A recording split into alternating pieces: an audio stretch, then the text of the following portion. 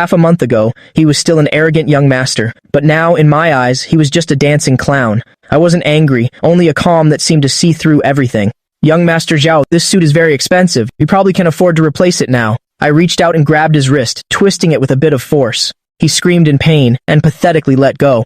I calmly straightened my wrinkled collar. This feeling of being in control is so much better than the pathetic begging in my past life. Wang Chao Capital. Where did you get the capital? How could you know my family's trump card? For that, you have to thank the 10 million Uncle Su gave me, which allowed me to seize the opportunity with Tengfei technology. Zhao Hui froze on the spot, his face pale. He probably never would have dreamed that the money his father used to humiliate me would become the first shovel of dirt to bury the Zhao family. At this moment, Su Qingying, wearing a white dress, stepped out from the crowd. Her eyes were full of astonishment. Chen An, do you have to be so ruthless? I turned my head to look at this face of hers, which I had deeply loved for 10 years. But now, there wasn't a single ripple in my heart. Miss Su, business is war. When Zhao Hui was suppressing me back then, you didn't think he was being ruthless. Su Qingying's lips moved, but she couldn't say a word. I ignored them. And under everyone's gaze, I walked into the banquet hall, towards the VIP area deeper inside. Stop barking like a mad dog. You're no longer worthy of being my opponent now. I walked towards Mr. Li, the son of Hong Kong's richest man, and gently clinked glasses with him. Xiao Hui collapsed to the ground. The surrounding chatter submerged him like a tide.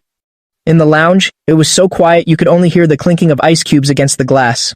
Mr. Li sat opposite me, his eyes filled with admiration. Our talk went very smoothly. Wang Chao Capital will cooperate with the Li Group to develop a new energy project. I knew that once I took this step, I would be completely stable. Mr. Chen, the younger generation is truly formidable. The Zhao family's piece of the pie. You swallowed it perfectly. I was just going with the flow, Mr. Li. You flatter me. After seeing Mr. Li off, I was about to leave the lounge when the door was pushed open again. Su Qingying stood at the door. She no longer had the cold expression from the banquet hall. In her eyes was a weariness and regret I had never seen before. Chen An, can we talk for a moment? Not about business, just talking. I sat back down on the sofa and poured myself a glass of water. In my previous life, if I had heard this tone from her, I would probably have died of a broken heart. But now, I just find it a waste of time. Miss Su, I have a multinational conference call this afternoon. You only have 3 minutes. You never used to call me that. That 10 million? My father just wanted to test you. He didn't think he would drive you away. Hearing this, I almost burst out laughing. A test? Throwing 10 million in my face, watching me get thrown out by bodyguards? You call that a test? If you're here to say this nonsense, then you can leave. Miss Su, you deserve it. Thanks for that 10 million. He made me realize that dignity is indeed more valuable than love. Su Qingying froze on the spot. Tears welled up in her eyes. I stood up, grabbed my coat, and walked straight past her. As I passed by, I didn't even turn my head, not even glancing at her. Miss Su, let's not bring up matters of the heart again in the future. Between us, there's only business left. I walked out of the lounge, the sunlight shining on me, feeling unusually warm. I discovered that after letting go of that obsession, even the air became fresher. On the 3rd day after returning to Modu, I received a call from Su Jiangguo. His voice no longer held the authority it had half a month ago, but carried an unconcealable anxiety. I sat in my office on the top floor of Wang Chao Capital, looking down at the river view of the Bund, and casually pressed the speakerphone button. Chen An, what on earth are you trying to do? You stole the Zhao family's project, and now you're maliciously acquiring the Su Group's scattered shares. Uncle Su, you taught me that in the business world, there are only interests. I find the Su Group's stocks to be a very valuable investment. Is there a problem with that? The sound of shattering glass came from the other end of the line. Clearly, this Chairman Su was not just slightly angry. In my past life, he treated me like dirt, thinking I would never be able to hold my head up high. But now, his life is in my hands. You're taking revenge. You want to destroy the Su family because of Qingying. You're overestimating Miss Su. Revenge? No. I'm just making a profitable business deal. I hung up the phone and directly added his number to the blacklist. I watched the stock prices constantly jumping on the computer screen, feeling unusually calm inside. The Su Group has looked glamorous these past few years, but it's rotten on the inside. The internal audits were already full of loopholes. I just need to give it a little push, and this empire will crumble to dust. President Chen, Miss Su Qingying, is downstairs saying, she insists on seeing you. I rubbed the Patek Philippe on my wrist, the corners of my mouth curving into a smirk. Half a month ago, I didn't even have the right to step through the Su family's main gate. Half a month later, the great miss of the Su family has to wait miserably outside my office door. Let her wait.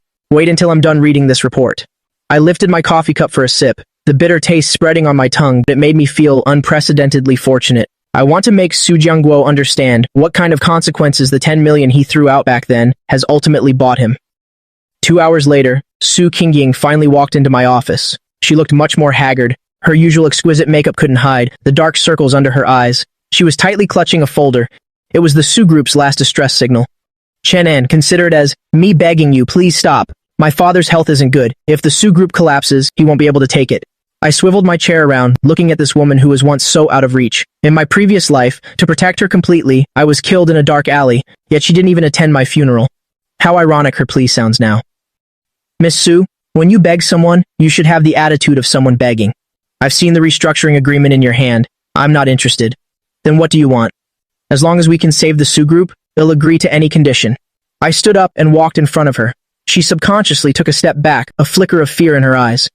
I pointed to the folder in her hand, then snatched it and threw it into the shredder. I want 51% of the SU Group's controlling shares, and Su Jiangguo must publicly apologize to me. Impossible. My father will never agree to this condition. I sat back down behind my desk and lit a cigar. Through the swirling smoke, my gaze turned cold and sharp. Then there's nothing more to say. Miss Su, before the market closes tomorrow, I will complete the final acquisition. By then, the Su family won't just lose their company, but will also be saddled with a huge debt.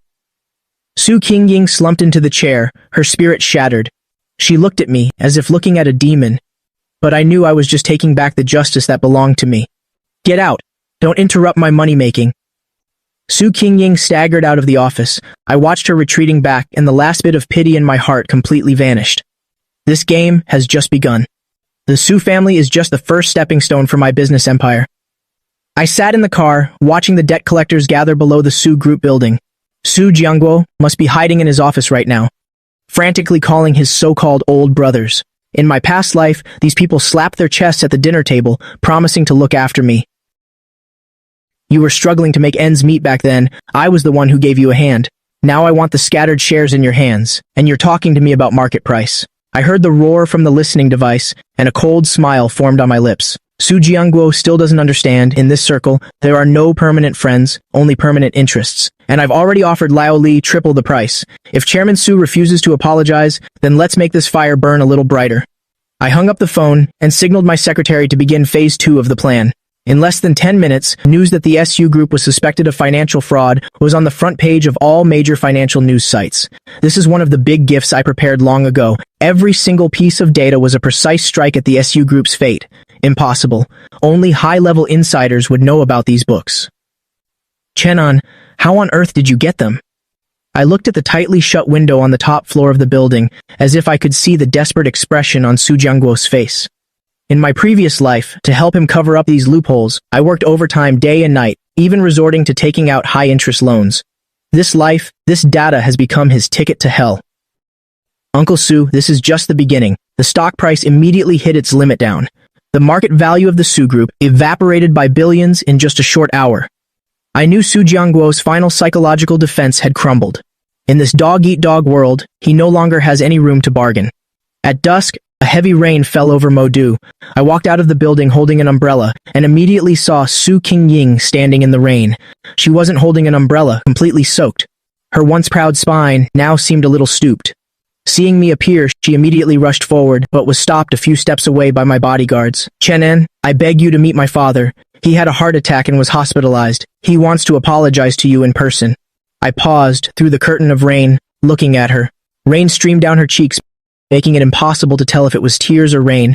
In my past life, on a rainy night just like this one, I ran all over half the city to buy her a piece of cake she had casually mentioned. I ran all over half the city, only to be met with her words. It's too sweet, throw it away. An apology? If it were useful, then what would be the point of the police? Miss Su, go home. Stop putting on a tragic play here. You weren't like this before. Before, you would be heartbroken all day even if I just caught a cold. Why have you become so cold-blooded now? Because the Chenin who felt heartbroken for you has already died once in that dark alley. In my eyes now, there is only profit and loss. I walked around her, heading towards the Rolls-Royce parked by the road. Su Qingying wailed desperately behind me, but my heart remained unmoved. In my eyes, this kind of belated affection is cheaper than dirt. As long as you're willing to spare the Su family, they'll agree to anything, even marriage. Miss Su, your current worth doesn't even qualify you to be a receptionist at my Wangchao capital. The car door closed, shutting out the wind, rain, and cries from outside. I watched the white figure grow smaller and smaller in the rearview mirror and poured myself a glass of red wine. This round, I won completely. The Sioux Group's shareholder meeting was held on schedule. I pushed open the heavy wooden doors, and the once noisy meeting room instantly fell silent. I walked straight to the chairman's seat that symbolized power. That place used to belong to Su Jianguo, but now it's mine. President Chen, you see, we've all signed the transfer agreements for the shares in our hands. In the future, we'll be counting on you to lead the Sioux Group. These old foxes change faces faster than they flip pages in a book. Yesterday, they were helping Su Jianguo strategize. Today, they can't wait to pledge allegiance to the new master. I flipped open the document in front of me and scanned everyone sitting there. From today onwards, this place will no longer be called the Sioux Group, but will be renamed Wangchao Technology. All direct relatives of the Su family must leave the company within 1 hour. As soon as the words left my mouth, a commotion arose from a corner of the meeting room. Su Yue rushed in, his face flushed, clearly unable to accept this reality. Chen, on what grounds are you kicking me out? This company belongs to my family. You're just a bastard who got lucky. Didn't you hear what I just said? The bodyguards quickly moved forward and dragged Su Yue out like a little chick. His curses echoed in the hallway, but not a single shareholder dared to speak up for him. I turned my head to look at Su Qingying, who was sitting in the last row. Her head was bowed, her hands clasped tightly together. Miss Su, for old time's sake, I'll leave you a house. Move your father there. At least you won't have to live on the streets. Su Qingying slowly raised her head, her eyes as vacant as a puppet's. She stood up and left the meeting room without a word. I knew her last bit of pride had been completely crushed by me here today. Standing on the rooftop, the entire night view of the Huangpu River came into sight. But I knew this was just a foundation stone for my business empire. The real challenge has just begun. Brother Chen, you handled the Su family's matter so cleanly. But the chip project land you've been eyeing recently? I'm afraid it won't be easy to get. Mr. Li, have you heard something? Mr. Li pointed to a table not far away, where a woman was sitting, her gaze sharp, like an unsheathed sword. She is Shen Ruoxi, also the overlord of the artificial intelligence field for the next 10 years. The Shen family has also set their sights on that project. Shen Ruoxi, this woman is nicknamed the Red-Haired Witch. Her methods are a bit more ruthless than you can imagine. Good. Opponents who are too weak aren't any fun to play against. As if sensing my gaze, Shen Ruoxi turned and raised her glass towards me. Her smile carried a sense of scrutiny and provocation. In my past life, the Shen family only entered the Modu market 3 years later. I didn't expect that because of my rebirth, the butterfly effect has caused this formidable opponent to appear earlier. Shen Ruoxi. In my past life, when you were calling the shots in the business world, I was still a driver for Su Qingying. In this life, I want to see who the real winner is. I responded with a polite smile, then turned and left. I need to readjust my business plan. The appearance of the Shen family is a variable, but for me, it's an even bigger opportunity. If I can swallow the Shen family's territory in the south, my Wangchao capital will be unrivaled. After completing the handover procedures, some impulse made me drive back to the slum where I used to live. The place was still dark and damp, the air filled with the smell of cheap cigarettes and garbage. I saw a familiar figure, struggling to carry a cardboard box. It was Su Qingying. Didn't expect this, did you? I ended up in the place where you used to live. Is this the revenge you wanted? She leaned against a mottled wall, holding a cheap box of instant noodles. The great miss, who once wouldn't step into any restaurant that wasn't top tier, now has to bargain with the landlord over 100 yuan in rent. I never thought of taking revenge on you. I only took back what belonged to me. As for how you live, it has nothing to do with me. Chenin, if I hadn't taken that check back then, if you hadn't been reborn, would you have loved me for a lifetime?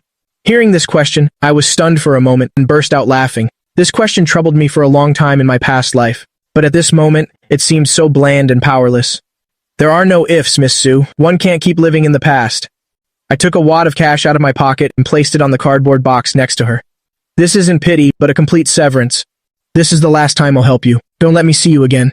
I turned and walked quickly towards the luxury car parked at the end of the alley. Su Qingying's sobbing came from behind, echoing in the narrow alley. I started the engine and drove towards the brightly lit city center without looking back.